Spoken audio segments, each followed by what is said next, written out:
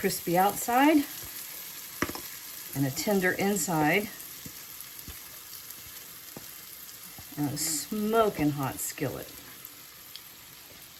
Just in case you didn't notice what perfect looks like. But we just get right up close and personal. We are making cornbread. We're making cast iron skillet cornbread the old-fashioned way, which is the only way I had it growing up. I don't think I had my first sweet cornbread until after I was out of college, which that's saying something. And I'll tell you this right now, I don't want to hear anything about North versus South or sweet versus savory cornbread, because they both have their place. And if you start saying that you don't like one versus the other, then you're missing out on an entire realm of culinary tradition, and I don't want to hear it. So that's my soapbox. All right, so I've got 2 cups of stone ground white cornmeal. White cornmeal is another one of those culinary touchstones that in the Appalachian South, white cornmeal became more of what was dominant here over yellow. There are other parts of the country, more of the deep South, where it was yellow cornmeal. Yellow cornmeal also was what got taken north with the African American diaspora. So you have more, oh, and that's also where the sugar came in, because it was kind of a celebration food. So white was what we had in Appalachia. Sugar and yellow was what went north. They're both delicious. I love all of them. Anyway, so 2 cups of stone ground white cornmeal. You can use yellow in this if you want to. I just found white. That's what I grew up with. I also added 3/4 of a cup of flour. Originally, all cornbread was just cornmeal and water. That was it. That was a corn pone. It's pretty dense. there was no leavening. There was buttermilk sometimes if you had made butter.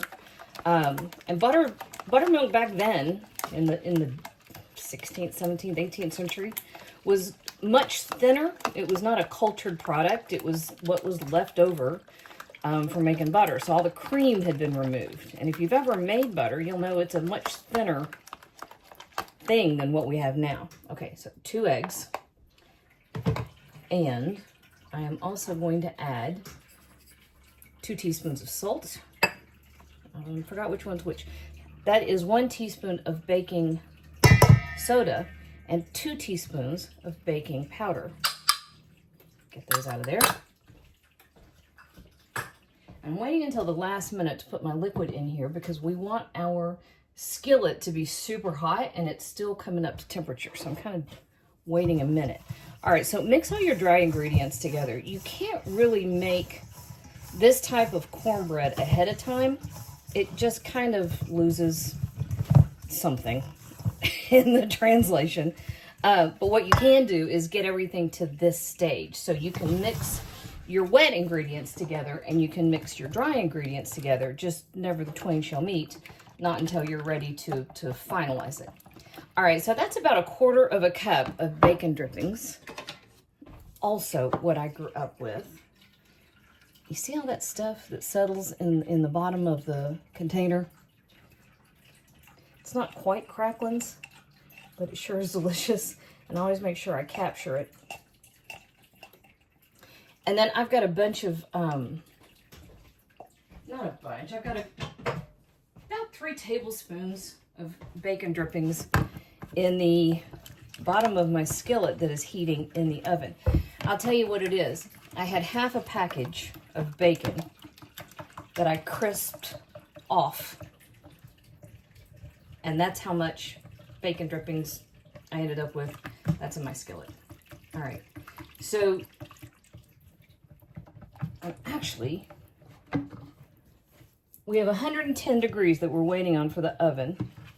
So I'm going to keep these separate, and I'll pause for just a minute. So 450 is what you want your oven on, and you want your skillet completely preheated, because to get that incredible crisp crust on the outside and to get that super tender inside, You have to have the grease in the bottom of the skillet because you are literally frying the outside of the batter as soon as it hits that pan. And then the inside gets just, boom, it sets. And as it bakes, the leavening that we included makes it tender and delicious. You get the tang from the buttermilk, you get that gorgeous corn flavor, and the whole thing is just perfect. Very super simple, but your technique has to be on point with this one, okay? So 300 or 450 degrees, can't skip that step. We just got to be patient. Not my strong suit, but it's worth it in this case. Our oven is now hot enough, and our skillet has preheated with it, so we have to move a little bit fast to capture everything.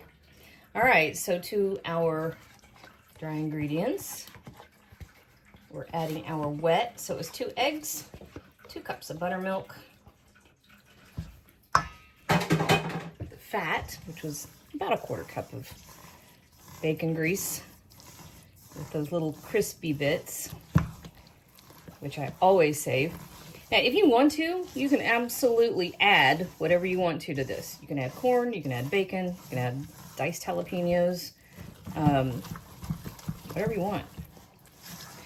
One trick though, don't overmix. You really just want to bring it together, okay? So stop it as soon as you're at that point. All right, now here, we're gonna move pretty quick. And this is hot, so be careful. Now, you know, whew, for cast iron cornbread, you have to have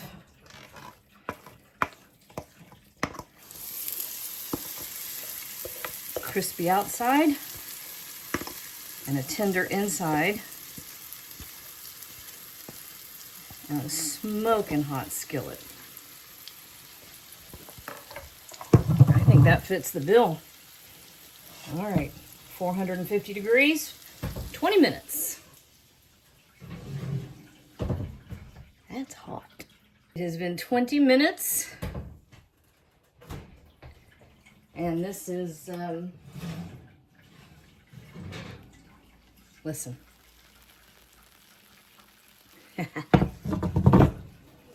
I love when it sings to me. Now, something that you want to know about your cornbread. And this is a little bit tricky, but it's important. You do want to get it out of that pan because it's going to start steaming. All right, so this is the tricky bit. Make sure you've got clearance. I just about missed, didn't I? Ooh, look at there. Just in case you didn't notice what perfect looks like. But we just get right up close and personal. And it's still singing. Yep. Okay, we are going to give it a couple of minutes. Just a couple. It is hot as fire. We are going to give it a couple of minutes, but not too long, because I've got a pot of pinto beans, and that smells too good. Okay, I know it'd be better if I waited just a couple more minutes, but I'm not gonna. All right.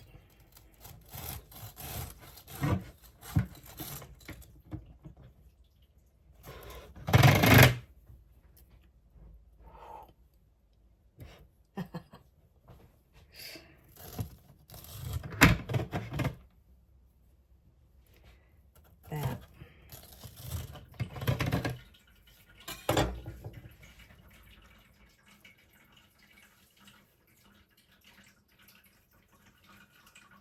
Is what perfection looks like.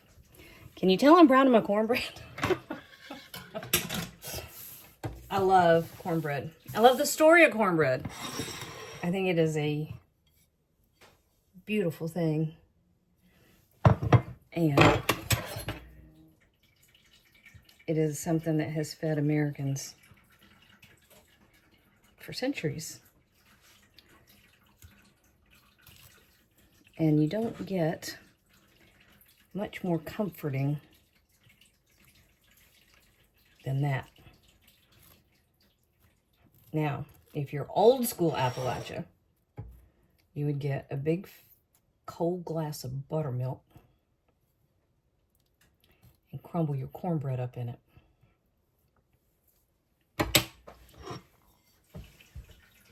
If you know, you know, and if you don't, I'm sorry. But that is the real, honest to goodness, cast iron skillet cornbread. And that's how you do it right. If you like plain, old-fashioned, comforting, real-life cast iron skillet cooking, stick around. Like and subscribe, because we do a lot of that around here. Mm. Mm.